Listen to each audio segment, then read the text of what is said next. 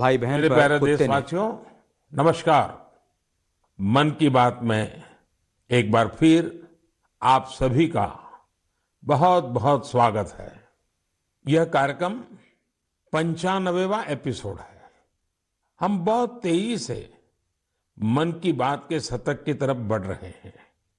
ये कार्यक्रम मेरे लिए 130 करोड़ देशवासियों से जुड़ने का एक और माध्यम है। हर एपिसोड से पहले गांव शहरों से आए ढेर सारे पत्रों को पढ़ना, बच्चों से लेकर बुजुर्गों के ऑडियो मैसेज को सुनना, ये मेरे लिए एक आध्यात्मिक अनुभव की तरह होता है। साथियों, आज के कार्यक्रम की शुरुआत मैं एक अनूठे उपहार की चर्चा के साथ करना चाहता हूं। तेलंगाना के राजन्ना सिरसिल्ला जिले में एक बुनकर भाई हैं, एलदी हरिप्रसाद गारू। उन्होंने मुझे अपने हाथों से G20 का यह लोगो बुन करके भेजा है। ये शानदार उपहार देखकर तो मैं हैरान ही रह गया। हरिप्रसाद जी को अपनी कला में इतनी महारत हासिल है कि वो सबका ध्यान आकर्षित कर लेते हैं। हरिप्रसाद जी ने हाथ से बुने G20 के इस लोगो के साथ ही मुझे एक चिट्ठी भी भेजी है। इसमें उन्होंने लिखा है कि अगले साल G20 शिखर सम्मेलन की मेजबानी करना भारत के लिए बड़े ही गौरव की बात है। देश की इसी उपलब्धि की खुशी में उन्होंने G20 का यह लोगो अपने हाथों से तैयार किया है। बुनाई की यह बेहतरीन प्रतिभा उन्हें अपने पिता से विरासत में मिली है और आज वे पूरे पैशन के साथ इसमें जुटे हुए हैं। साथियों, कुछ दिन पहले ही मुझे G20 लोगो और भारत की प्रेसिडेंसी की वेबसाइट को लॉन्च करने का सौभाग्य मिला था।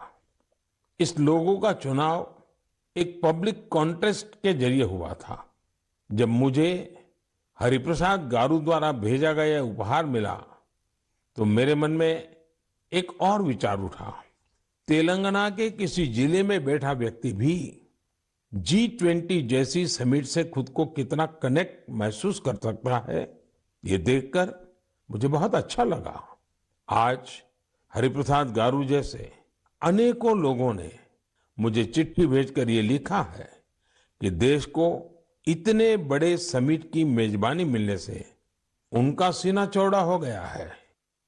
मैं आपसे पुणे के रहने वाले सुब्बा राव चिल्लारा जी और कोलकाता के तुषार जगमोहन, उनके संदेश का भी जिक्र करूंगा।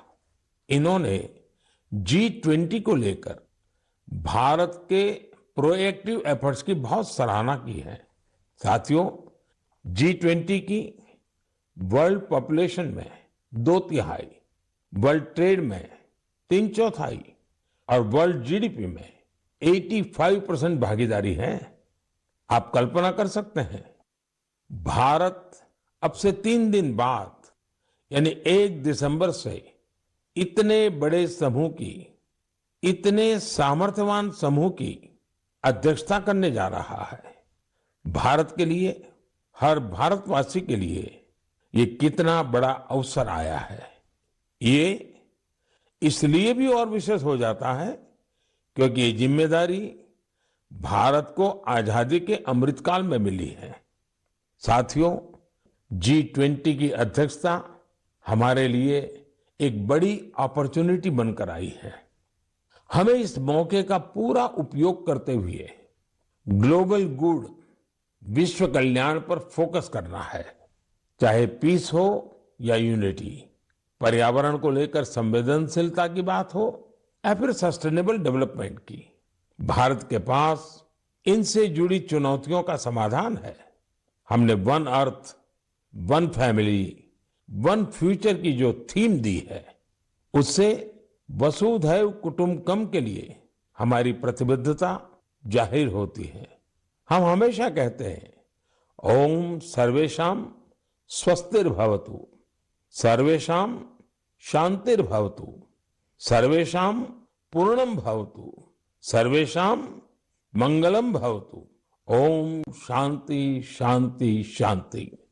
अर्थात सबका कल्याण हो, सबको शांति मिले, सबको पूर्णता मिले और सबका मंगल हो। आने वाले दिनों में देश के अलग अलग हिस्सों में G20 से जुड़े अनेक कार्यक्रम आयोजित किए जाएंगे। इस दौरान दुनिया के अलग अलग हिस्सों से लोगों को आपके राज्यों में आने का मौका मिलेगा। मुझे भरोसा है कि आप अपने यहाँ की संस्कृति के विविध और विशिष्ट रंगों को दुनिया के सामने लाएंगे। और आपको ये भी याद रखना है कि G20 में आने वाले लोग भले ही अभी एक डेलीगेट के रूप में आए, लेकिन भविष्य के टूरिस्ट भी हैं। मेरा आप सभी से एक और आग्रह है, विशेष तौर से मेरे युवा साथियों से, हरिप्रसाद गारू की तरह ही आप भी किसी न किसी रूप में G20 से जरूर जुड़े। कपड़े पर G20 का भारतीय लोगो बहुत कूल तरीके से, स्टाइलिश तरीके से बनाया जा सकता है, छापा जा सकता है। मैं स्कूलों, कॉलेजों, यूनिवर्सिटी से भी आग्रह करूंगा कि वो अपने यहाँ G20 से जुड़ी चर्चा, परिचर्चा, कंपटीशन कराने के अवसर बनाएं। आप G20.in वेबसाइट पर जाएंगे तो आपको अपनी रुचि के अनुसार वहां बहुत सारी चीजें मिल जाएगी। मेरे प्यारे देशवासियों, 18 नवंबर को पूरे देश ने स्पेस सेक्टर में एक नया इतिहास बनते देखा। इस दिन भारत ने अपने पहले ऐसे रॉकेट को अंतरिक्ष में भेजा जिसे भारत के प्राइवेट सेक्टर ने डिजाइन और तैयार किया था। इस रॉकेट का नाम है विक्रम एस। श्रीहरिकोटा से स्वदेशी स्पेस स्टार्टअप के इस पहले रॉकेट ने जैसे ही ऐतिहासिक उड़ान भरी, हर भारतीय का सिर गर्व से ऊंचा हो गया। साथियों, विक्रम एस रॉकेट कई सारी खूबियों से लेस है। दूसरे रॉकेट्स की तुलना में यह हल्का भी है और सस्ता भी है। इसकी डेवलपमेंट कॉस्ट अंतरिक्ष अभियान से जुड़े दूसरे देशों की लागत से भी काफी कम है। कम कीमत में विश्व स्तरीय स्टैंडर्ड स्पेस टेक्नोलॉजी में अब तो ये भारत की पहचान बन चुकी है। इस रॉकेट को बनाने में एक और आधुनिक टेक्नोलॉजी का इस्तेमाल हुआ है। आप ये जानकर हैरान रह जाएंगे कि इस रॉकेट के कुछ जरूरी हिस्से 3D प्रिंटिंग के जरिए बनाए गए हैं। सही में विक्रम एस के लॉन्च मिशन को जो प्रारंभ नाम दिया गया है, वो बिल्कुल फिट बैठता है। ये भारत में प्राइवेट स्पेस सेक्टर के लिए एक नए युग के उदय का प्रतीक है। ये देश में आत्मविश्वास से भरे एक नए युग का आरंभ है। आप कल्पना कर सकते हैं कि जो बच्चे कभी हाथ से कागज का हवाई जहाज बनाकर उड़ाया करते थे, उन्हें अब भारत में ही हवाई जहाज बनाने का मौका मिल रहा है। आप कल्पना कर सकते हैं कि जो बच्चे कभी चांद तारों को देखकर आसमान में आकृतियां बनाया करते थे, उन्हें अब भारत में ही रॉकेट बनाने का मौका मिल रहा है। स्पेस को प्राइवेट सेक्टर के लिए खोले जाने के बाद युवाओं के ये सपने भी साकार हो रहे हैं। रॉकेट बना रहे ये युवा मानो कह रहे हैं, sky is not the limit. साथियों, भारत स्पेस के सेक्टर में अपनी सफलता अपने पड़ोसी देशों से भी साझा कर रहा है।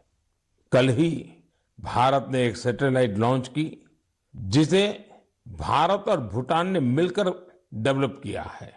ये सैटेलाइट बहुत ही अच्छे रिजोल्यूशन की तस्वीरें भेजेगी, जिसे भूटान को अपने प्राकृतिक संसाधनों के प्रबंधन में मदद मिलेगी।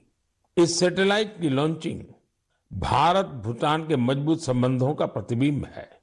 साथियों, आपने गौर किया होगा, पिछले कुछ मन की बात में हमने स्पेस, टेक, इनोवेशन पर खूब बात की है।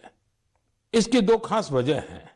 एक तो यह कि हमारे युवा इस क्षेत्र में बहुत ही शानदार काम कर रहे हैं। They are thinking big and achieving big. अब वे छोटी छोटी उपलब्धियों से संतुष्ट होने वाले नहीं है। दूसरी यह कि इनोवेशन और वैल्यू क्रिएशन, इस रोमांचक सफर में वे अपने बाकी युवा साथियों और स्टार्टअप्स को भी एनकरेज कर रहे हैं।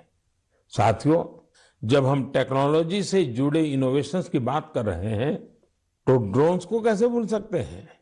ड्रोन के क्षेत्र में भी भारत तेजी से आगे बढ़ रहा है। कुछ दिनों पहले हमने देखा कि कैसे हिमाचल प्रदेश के किन्नौर में ड्रोन्स के जरिए सेव ट्रांसपोर्ट किए गए। किन्नौर हिमाचल का दूर सुदूर जिला है और वहां इस मौसम में भारी बर्फ रहा करती है।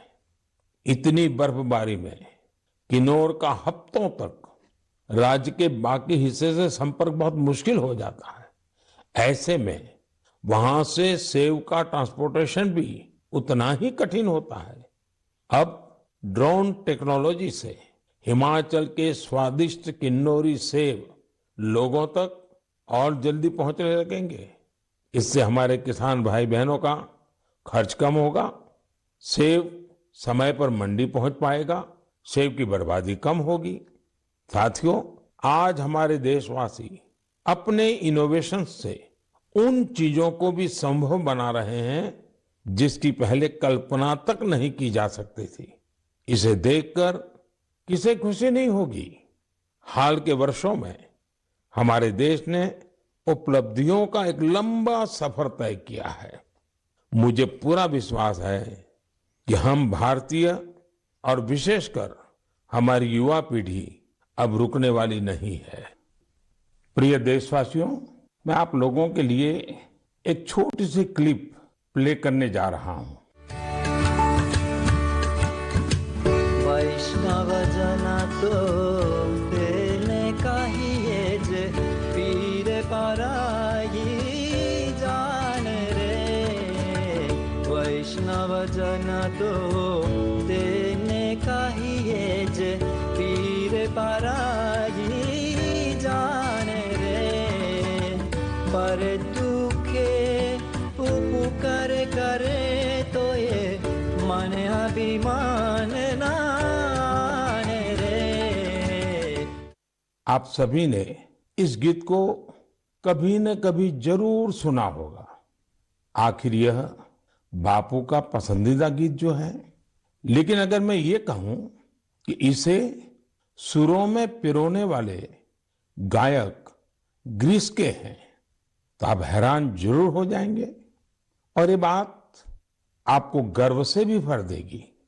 इस गीत को गाने वाले ग्रीस के गायक हैं कोनस्टांतिनोस कलाइजिस। उन्होंने इसे गांधी जी के 150वें जन्म जयंती समारोह के दौरान गाया था। लेकिन आज मैं उनकी चर्चा किसी और वजह से कर रहा हूं। उनके मन में इंडिया और इंडियन म्यूजिक को लेकर गजब का पैशन है। भारत से